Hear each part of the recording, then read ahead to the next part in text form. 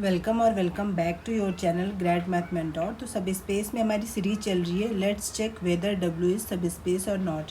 उसका आज पार्ट 3 है और ये लास्ट पार्ट होने वाला है। तो हमने बहुत सारे एग्जांपल देख चुके हैं कि सब स्पेस होते हैं नहीं होते हैं, कैसे इनको प्रूव किया जाता है। आज के वीडियो में कुछ अलग टाइप के एग्जाम्पल्स मैं और इंक्लूड करूँगी ताकि आपका जितने भी टाइप के क्वेश्चन लगभग पॉसिबल हैं इसमें बनने के, वो आपको उनका एक आइडिया मिल सके। Okay, let's get started. सबसे पहले ये फंक्शन वाले हमने कल भी करा था एक, आज भी हम एक दो क्वेश्चन कर लेते हैं इसके। ठीक है, तो देखिए इसमें आपको क्या प्रूफ करना होता है। हमने वी हम ऑलरेडी देख चुके हैं कि वी क्या होता है। V is the collection of all the function, जो कि रियल नंबर से रियल नंबर में जितने भी फंक्शन पॉसिबल है वो सब आपके वी है, यानी कि ये वेक्टर स्पेस है। और डब्लू क्या है, सबसेट है इसी वी का, जहाँ पे डब्लू किस टाइप के एलिमेंट आते हैं, वैसे ही फंक्शन, क्योंकि वी में तो सारे फंक्शन आते हैं, जितने भी रियल फंक्शन आप पॉसिबल हैं वो सारे वी में आते हैं। बट डब्लू में सिर्फ वही फंक्शन आते हैं जिनके लिए f3 is equal to 1 plus f minus 5, यानी कि जो फंक्शन इस इक्वलिटी को सेटिस्फाई करते हैं वही फंक्शन डब्लू में बिलोंग करेंगे। ठीक, अब देखिए इसको सब स्पेस प्रूफ करने के लिए क्या तरीका है, आपको पता है कौन सी प्रॉपर्टी यूज़ करनी होती है। हम a और b दो रियल नंबर ले लेंगे, ठीक है, स्केलर यानी कि फील्ड के एलिमेंट ले लेंगे, और आपका जो w है उसके दो एलिमेंट ले लेते हैं, यानी कि f और g। सपोज आपने w के ले लिए, और आपको प्रूफ करना पड़ेगा कि af प्लस bg जो है ये w का एलिमेंट पढ़ता है नहीं पढ़ता है, जो भी, अगर बिलोंग करेगा तो सब स्पेस होगा, नहीं बिलोंग करेगा तो सब स्पेस नहीं होगा। ठीक है, तो ये दो चीज़ें आपको इसमें चेक करनी पड़ती है, या तो ये प्रूफ करिए या फिर ये प्रूफ करिए। दोनों में जो भी कंडीशन प्रूफ होगी उसके अकॉर्डिंग आप सब स्पेस और नॉट आप मेंशन करेंगे। तो सबसे पहले स्टार्ट कर लीजिए ए एफ प्लस बी जी से।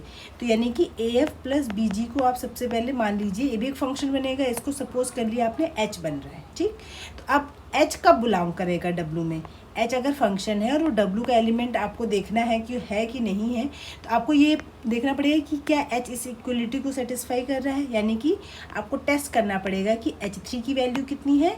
देन आप चेक करेंगे कि 1 प्लस h माइनस 5 की वैल्यू कितनी है। अगर ये वैल्यू सेम है तो इसका मतलब आपका बिलोंग करेगा, अदरवाइज नहीं बिलोंग करेगा। तो चेक कर लेते हैं, h3 से स्टार्ट कर लेते हैं। h की वैल्यू आप इम्प्लीमेंट कर लीजिए, यहाँ पे af प्लस बी जी है और यहाँ पे आगे से आपने 3 लिख लिया। ठीक, अब अंदर अंदर डिस्ट्रीब्यूट हो जाएगा, af 3 हो जाएगा प्लस में bg ऑफ 3 हो जाएगा। ठीक, तो अब देखिए सबसे पहली बात तो कि चूंकि f और g w के एलिमेंट है तो f तो ये इक्वलिटी को सेटिस्फाई करेंगे, यानी कि f3 is equal to 1 f minus 5 आ जाएगा। ठीक है, इसी तरीके से आपका अगर आप इसको देखते हैं g का, तो g3 इज इक्वल टू भी 1 प्लस g ऑफ माइनस 5 हो जाएगा। ठीक है, ये दोनों कंडीशन इसको सेटिस्फाई करेगी। अब यहाँ पे आप देख लीजिए f3 की वैल्यू आप यहाँ लगा सकती हैं, यानी कि a into 1 plus f of minus 5 ये आ गया, प्लस b g की जगह भी वैल्यू लगा सकते हैं 1 प्लस g ऑफ माइनस 5 ये हो गया। और थोड़ा सॉल्व करना चाहें तो कर सकते हैं। ठीक है, ये बनेगा आपके पास a plus a into F minus 5 plus b plus B G minus 5। फिलहाल हम यहीं तक छोड़ देते हैं। ठीक, अब इस राइट साइड को सॉल्व कर लेते हैं। इसमें भी 1 प्लस एच की जगह आप लगा लीजिए ए एफ प्लस बी जी और आगे से आ जाएगा आपका माइनस 5। तो h की वैल्यू आपने लगा ली, इसको सॉल्व कर लीजिए। ये बनेगा a f of minus 5 plus b g of minus 5। ठीक है, ये चीज़ बनेगी। तो अब देखिए अब इससे आगे तो आप सॉल्व नहीं कर सकते। तो क्या ये सब स्पेस बन रहा है, आप खुद चेक करिए क्या ये सब स्पेस है। देख सकते हैं ये वाली वैल्यू और ये वाली वैल्यू बिल्कुल अलग अलग वैल्यूज़ हैं। ठीक है, मैच नहीं कर रही हैं, तो इसका मतलब ये दोनों इक्वल नहीं होंगे। और जैसे ये इक्वल नहीं होंगे तो इसका मतलब h जो है वो does not belongs to w होगा, और does not belongs to w होगा यानी कि जो a प्लस बी जी है does not belongs to w, और इसी वजह से ये जो w है ये एक सब स्पेस नहीं होगा। तो यहाँ पे इसका आंसर क्या होगा, नॉट अ सब स्पेस। ठीक है, अगर इक्वल आ जाता तो सब स्पेस हो जाता। ओके, चलिए नेक्स्ट एग्जांपल की तरफ बढ़ते हैं। नेक्स्ट एग्जांपल भी इसी टाइप का ही, आपको बताना है कि W सब स्पेस है या नहीं है। और W में ऐसे फंक्शंस आते हैं जिनके लिए f0 is equal to f1 है। फिर से ए और बी आपने दो रियल नंबर ले लिए हैं और दो फंक्शन एफ और जी जो है वो डब्ल्यू के ले लिए हैं। चूँकि एफ डब्ल्यू में पढ़ रहा है इसलिए एफ ज़ीरो के इक्वल टू एफ वन आ रहा होगा, जी भी डब्ल्यू में पढ़ रहा है तो G zero is equal to भी कितना आ रहा होगा, जी वन आ रहा होगा। अब चेक कर लेते हैं A F plus B G belong करता है या नहीं। तो A F plus B G को आपने एच कंसिडर कर लिया। अगर एच बिलोंग करता है या नहीं करता है ये चेक करने के लिए आपको ये चेक करना पड़ेगा कि एच ज़ीरो और एच वन बराबर है या नहीं है। ठीक है, तो एच ज़ीरो से स्टार्ट कर लेते हैं। एच की वैल्यू लगा लीजिए ए एफ प्लस बी जी और आगे से आ जाएगा आपका ज़ीरो। तो अलग अलग डिस्ट्रीब्यूट हो जाएगा, ए एफ ज़ीरो प्लस में बी जी ऑफ ज़ीरो। अब एफ ज़ीरो की जगह लगा सकते हैं A F of one plus B G of one. अब इसको सॉल्व कर लीजिए एच वन को, ये हो जाएगा आपके पास ए एफ प्लस बी जी और आगे से आ जाएगा आपका वन, यानी कि ए एफ वन डिस्ट्रीब्यूट करने के बाद plus B G of one. ये तो दोनों सेम आ रहे हैं। जैसे ये दोनों सेम आ रहे हैं इसका मतलब आप क्या कहेंगे, H zero is equal to कितना है आपका एच वन के। दोनों इक्वल हैं तो इसकी कंडीशन सेटिस्फाई हो रही है, यानी कि एच बिलोंग करेगा डब्ल्यू में। एच बिलोंग करेगा यानी कि ए एफ प्लस बी जी जो है वो डब्ल्यू का एलिमेंट हो जाएगा। तो इसका मतलब यहाँ पे जो डब्ल्यू है इज़ अ सब स्पेस। ठीक है, तो ये सिंपल ही है, बस कंडीशन सेटिस्फाई करिए, हो रहा है तो ठीक है, नहीं हो रहा है तो नहीं ठीक है। ठीक है, तो ये फंक्शन वाले हमने एग्जांपल देख लिए। आज हम इंट्रोड्यूस कर रहे हैं कुछ मैट्रिक्स वाले एग्जांपल्स भी। ठीक है, तो देखिए ये आपका क्वेश्चन है, यहाँ पे आपको बोला गया है कि कोई भी V be the vector space of all N cross N square matrices.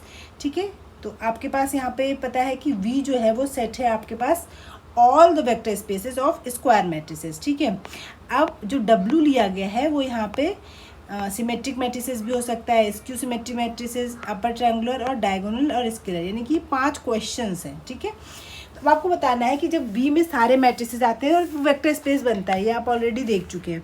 लेकिन अगर डब्ल्यू आपने इस तरह का ले लिया है कि W is the collection of only symmetric matrices, केवल सिमेट्रिक मैट्रिसेस आ रहे हैं, तब क्या वो सब स्पेस बनेगा उसका। ठीक है, अगर यहाँ पे भी डब्ल्यू जो है वो सबसेट है वी का, यहाँ पे भी डब्ल्यू जो है सबसेट है वी का, ये वाला डब्ल्यू भी सबसेट होगा वी का और ये डब्ल्यू भी सबसेट होगा वी का, ये भी डब्ल्यू होगा सबसेट वी का। तो सबको ये 5 क्वेश्चंस हैं आपको सब स्पेस प्रूव करने के लिए। ठीक है, तो इसमें 5 क्वेश्चन नहीं करवाने वाली हूँ मैं, सिर्फ इसमें करवा देती हूँ आपका बी वाला पोर्शन करवा देती हूँ और आपका सी वाला। ठीक है, बाकी आप खुद से ट्राई करिएगा कि ये सब स्पेस बनता है या नहीं बनता है। तो देखिए पहले अगर मैं इसकी शॉर्ट में डेफिनेशंस बता देती हूँ मैं सबकी कि क्या होती हैं। सिमेट्रिक मैट्रिसेस क्या होती हैं, सिमेट्रिक मैट्रिसेस की अगर हम बात करें तो ए वाले की बात कर रहे हैं। ठीक है, तो सिमेट्रिक मैट्रिसेस कौन होती हैं, अगर ए सिमेट्रिक मैट्रिसेस है यानी कि इसका ट्रांसपोज ए के बराबर होगा। ठीक है, तो सिमेट्रिक हो गई। दूसरा skew symmetric, skew symmetric matrices होती है जब उसका ट्रांसपोज माइनस ए के बराबर होता है तो उसकी सिमेट्रिक मैट्रिक्स होती है। ऐसी अगर अपर ट्रायंगुलर की बात करें तो अपर ट्रायंगुलर में क्या होता है, आपके पास डायगोनल और डायगोनल के ऊपर एलिमेंट आते हैं, नीचे के एलिमेंट सब क्या होते हैं आपके ज़ीरो होते हैं, तो ये अपर ट्रायंगुलर मैट्रिसेस होता है। नेक्स्ट डायगोनल का मतलब होता है, डायगोनल जो मैट्रिक्स होती है तो डायगोनल मैट्रिक्स में क्या होता है, इसमें सिर्फ डायगोनल में एलिमेंट आते हैं। ठीक है, तो इसको डायगोनल मैट्रिक्स कहते हैं। और फाइनली स्केलर मैट्रिक्स क्या होता है, स्केलर मैट्रिक्स में भी सिर्फ डायगोनल में एलिमेंट आते हैं बट ये सारे एलिमेंट सेम होते हैं। ठीक है, जैसे कि अगर ये 5 5 5 है तो ये 5 स्केलर मैट्रिक्स हो गया। डायगोनल में 4 5 3 अलग अलग एलिमेंट आ सकते हैं। ठीक है, स्केलर में जो भी एलिमेंट आते हैं वो सिर्फ सेम एलिमेंट होना चाहिए। तो ये हो गई इनकी डेफिनेशन। तो हम यहाँ पे देख रहे हैं कि स्क्यू सिमेट्रिक मैट्रिसेस सब स्पेस बनता है या नहीं बनता है। ठीक है, स्क्यू सिमेट्रिक मैट्रिसेस का भी सेम वही रूल है। आपने कह दिया डब्ल्यू में कैसे मैट्रिसेस आ रहे हैं, अगर ए आ रहा है, ए एन क्रॉस एन जो मैट्रिक्स है वो आपका आ रहा है इफ़ ए का ट्रांसपोज, आप या तो ए सिमेट्रिक स्क्यू सिमेट्रिक लिखिए या फिर लिखिए इसकी डेफिनेशन, ए का transpose is equal to minus A. तब इसको सब स्पेस प्रूफ करने के लिए आपको पता है ए और बी दो स्केलर लेने पड़ेंगे, क्योंकि यहाँ पे जितने भी हैं वो यहाँ पे जो वी वेक्टर स्पेस में ये जो आपके एलिमेंट होंगे मैट्रिसेस के ये सब रियल नंबर है। ठीक है, तो ये आपने आर के ले लिए। अब बाकी जो आपका बच रहा है उसमें आप क्या करेंगे, दो मैट्रिसेस ले लिए ए और बी जो कि किसके एलिमेंट हैं, डब्ल्यू के। अब डब्ल्यू को सब स्पेस चेक करने के लिए A into A plus B into B matrix, ये भी एक मैट्रिक्स बनेगा। तो आपको ये चेक करने पड़ेगा क्या ये मैट्रिसेस इसमें बिलोंग करता है? अगर ये बिलोंग करेगा तो सब स्पेस है, नहीं बिलोंग करेगा सब स्पेस नहीं होगा। तो अब आप देखिए आपको क्या चेक करना पड़ेगा। अगर इसको थोड़ी देर के लिए आप सी मैट्रिक्स पढ़ लीजिए तो आपको सिर्फ इतना चेक करना है, सी की पावर ट्रांसपोज क्या ये माइनस सी के बराबर है या नहीं है। ठीक है, अगर है तो है सब स्पेस, नहीं तो नहीं है। तो आप यहाँ पे स्टार्ट कर लीजिए आपको, लेकिन इसके लिए मैट्रिक्स की कुछ बेसिक रूल्स पता होने चाहिए। ठीक है, जो कि आप already I think second semester में भी पढ़ चुके होंगे और 11th-12th में भी पढ़ा होगा आपने। ठीक है, तो पहले आप क्या करेंगे, सी का ट्रांसपोज निकालेंगे। तो सी के ट्रांसपोज मतलब सी की वैल्यू लगा लीजिए ए प्लस बी बी, इसका ट्रांसपोज। ट्रांसपोज अंदर डिस्ट्रीब्यूट हो जाता है, ए का ट्रांसपोज प्लस बी बी का ट्रांसपोज, ऐसे बन जाएगा। ठीक है, अब आपको पता है कि चूँकि ए डब्ल्यू का है तो यानी कि ए का transpose is equal to minus A आएगा, और बी डब्ल्यू का है तो बी का transpose is equal to minus B आएगा। तो ये वाली वैल्यू लगा लीजिए, ये हो जाएगा माइनस ए, ये हो जाएगा माइनस बी। माइनस कॉमन करेंगे तो माइनस ए इंटू ए और प्लस बी इंटू बी। तो अब आप देख सकते हैं माइनस इसकी वैल्यू सी है, तो देखा सी का ट्रांसपोज किसके इक्वल आ रहा है, माइनस सी के इक्वल आ रहा है, यानी कि सी बिलोंग करेगा डब्ल्यू में। सी इसकी सिमेट्रिक मैट्रिसेस है, तो यानी कि ये एक हो जाएगा इज अ सब स्पेस। ओके, आई होप आपको क्लियर हो गया होगा। ऐसे आप सिमेट्रिक मैट्रिक्स करिए, ऐसे आप अपर ट्रायंगुलर करिए। अपर ट्रायंगुलर भी सिंपल है, बस मैं प्रूफ नहीं करवा रही हूँ। आप देखिए अपर ट्रायंगुलर मैट्रिक्स में क्या होता है, डायगोनल में एलिमेंट आते हैं और बाकी सब ये जीरो रहते हैं, और यहाँ पे ऊपर कुछ कुछ एलिमेंट आएंगे। ठीक है, आप बताइए दो डायगोनल मैट्रिक्स को अगर आप ऐड करती हैं, सॉरी अपर ट्रायंगुलर मैट्रिक्स को ऐड करती हैं तो फिर से क्या बनता है, अपर ट्रायंगुलर ही बनेगा, क्योंकि ये सब तो जीरो जीरो ही रहता है ना। ठीक है, बस यहीं पे एलिमेंट्स आएंगे, तो बस यही यूज़ करके आप इसको दिखा दीजिएगा कि ये भी अपर ट्रायंगुलर बन रहा है।